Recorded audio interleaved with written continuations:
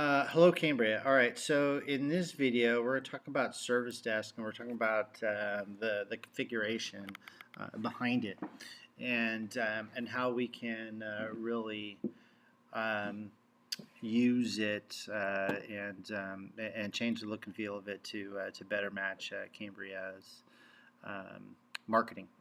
All right, so for most people, you don't see this up here. This, because I am an administrator, I have this little customized icon.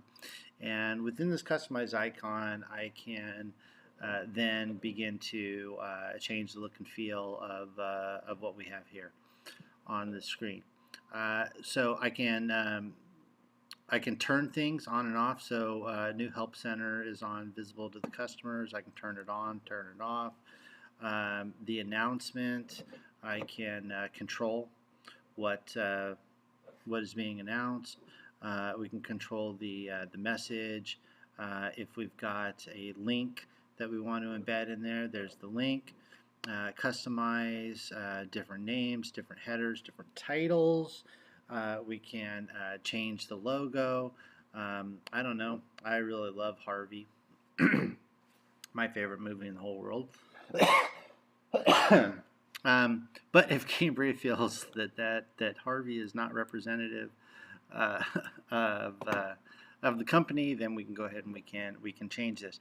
I originally spent a lot of time using the Cambria logos that were available to me, and I really had a really tough time getting any of them to work. Um, it just the coloring, the images, none of it really worked right. Um, yeah, so we can also change the banner coloring and the Help Center text boxes. All right, so those are the things that we have available to us here that control um, what the look and feel of it from the customer standpoint. In order to operationalize this, one of the things I would definitely recommend is we put a little bit of design support behind it. You can see it doesn't really take much. It really just takes an image that is well suited for this box, making sure that we have good color schemes that also match Cambria's branding. Um, so the customer portal definitely needs a little bit of design support. All right. Now on the solutions, or excuse me, on the service desk agents queue side of things. Um, this really, more than anything, comes down to what fields we want available to us. All right, what issue types we want available to our customers, um, what our customers are required to fill out, what is optional for them to fill out, because that all feeds directly into this right here. Um, so if I go into project settings, all right, this is where I can now begin to add different issue types. I can change the icons on them. I can add fields. I can add groups.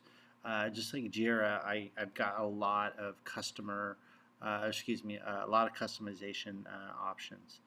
Um, the customer notification schema. We've got a lot of options as to when we send it to them. Um, very highly configurable. Um, Satisfaction settings.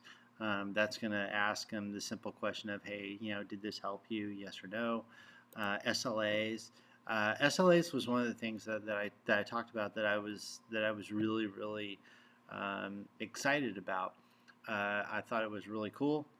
Um, we have a lot of control as to when an SLA is triggered. and what are the various trigger points along the way. We can start and stop timers. Um, we can put a lot of metrics behind it, um, and that is all done once it's set up.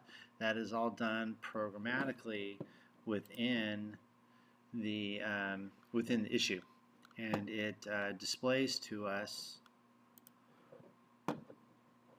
Oops, don't have it turned on. No, I don't have it turned on right here. Let's go to a different one that I know is turned on. Voice control carpet, that's right.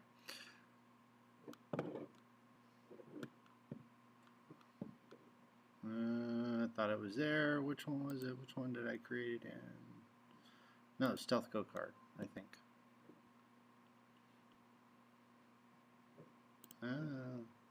Yeah, there it is. Okay, good. Okay, all right. So we've got our issue right here, and you can see that the SLA is running. I just created this tonight. Time to resolution within 4 hours. We're not at 4 hours, or we're a little over 4 hours. So we've already broken our SLA, and it's going to we can have it set up to give us various indicators that we're getting close to our SLA time. We can have a whole bunch of different trigger points that we can embed within the SLA. So you can see right here what is due soon, what has been breached, what is at risk, etc., etc. Lot of really good stuff there. But the fields, how they're displayed, what is displayed, how they behave, who sees what, who's able to do what the workflow is, blah, blah, blah. All of those things are very, very similar to Jira Core, and that we have a lot of configuration options that we can do. So as you're looking at this, if there are fields that you want to see, go ahead, please request it. I'm happy to install them. If there are certain fields that you want to have required by the customer to fill out in order to submit a ticket, let me know. We can control that. If there are certain things you want the customer to see at certain times and certain times you don't want them to see, let me know. Again, we can control that.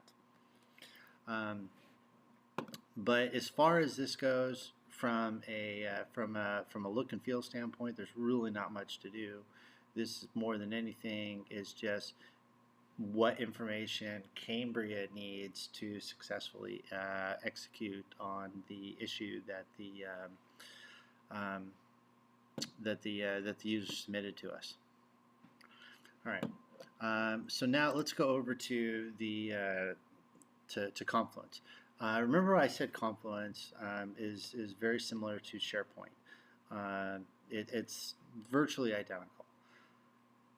Just like SharePoint, I cannot emphasize this enough. Everyone who's watching this video, I can almost guarantee, has had both good experiences and bad experiences with SharePoint. Whether or not SharePoint is useful, or whether or not it's just a complete pile of garbage, really depends upon the effort that was put into designing it, making sure that that everything flows, that everything has a good look and feel to it, so that the customer or whoever's using Confluence, doesn't matter who, has a good experience with it. It should be highly intuitive, but that is all based upon how we use it. We can use it any number of different ways. We can set up document repositories on it. We can set up pages that are open and available to anybody.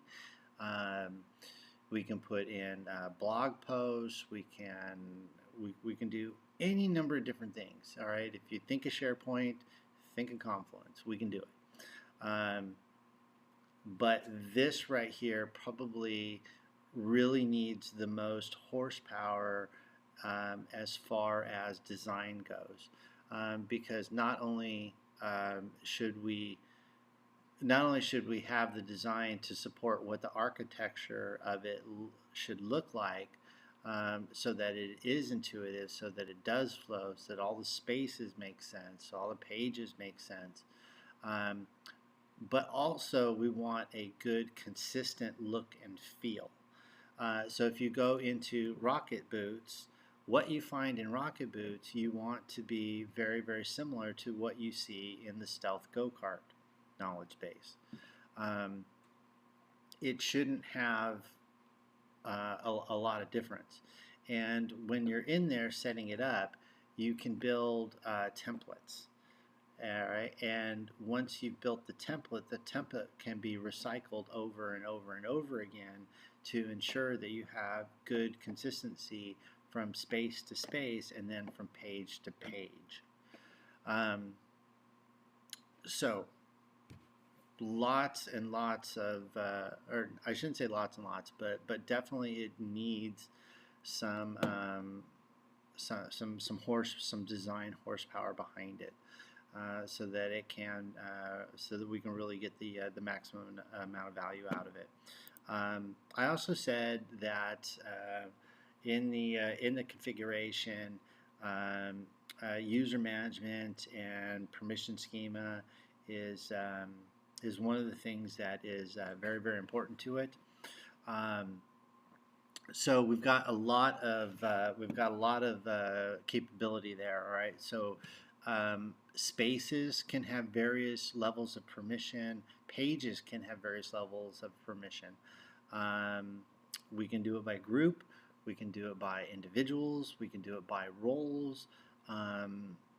Really, kind of the sky is the limit when it comes to what we make available and who we make it available to.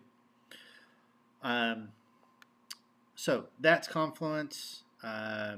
If you go out and you just Google Confluence pages, you can see some people that have done some really, really amazing stuff with it. So it has a tremendous amount of capability. It has a tremendous amount of potential, but in order to realize that potential, it does need some design support behind it. Okay, so that is Confluence. That is the service agent queue and our customer portal.